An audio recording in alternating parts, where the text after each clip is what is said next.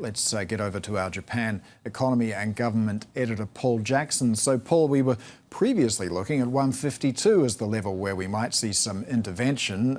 Is 153 the new 152?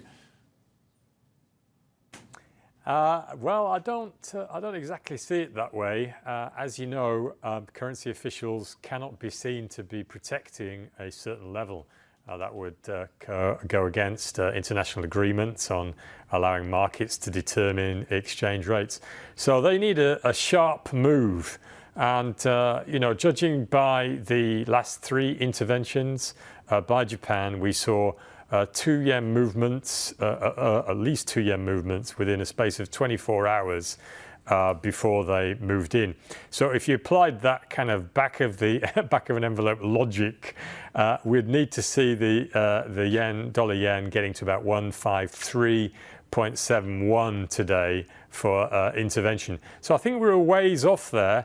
And I think the language from the officials this morning has been just about enough to, tamp down the excitement for now, as they continue to play this waiting game, waiting for the Fed. And that wait looks like it's just become a bit longer. Yeah, I mean, it's interesting that you use the word game here, because it's a difficult situation for Ministry of Finance officials, I suppose. Once they stop talking and start acting, they lose any benefit from talking anymore. Is this a case of once you intervene, that's one and done? Well, as we saw in 2022, they had to intervene 3 times before the tide turned. So they want to minimize the number of times they go in, if indeed they have to go in at all. I think one thing interesting from the language used by officials this morning is they avoided using the word bold to describe their action.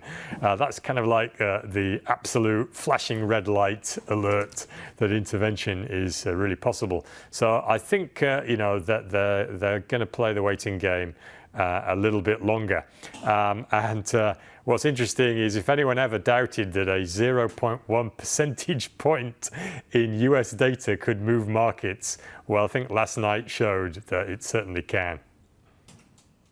Yeah, the ripples of that stone thrown in the pond felt far and wide. But is there a role for the BOJ here as well? If we see another incremental step towards raising rates down the track from the BOJ, what would that do to stabilise the yen?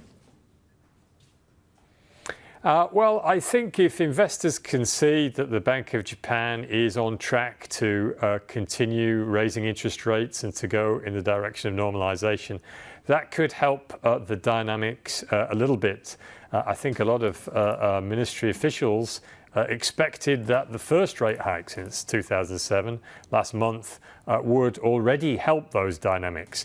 But what we see in the market is clearly we need more. And I think the main conclusion we have to draw from what's happened in the last 24 hours is really it's all about the Fed.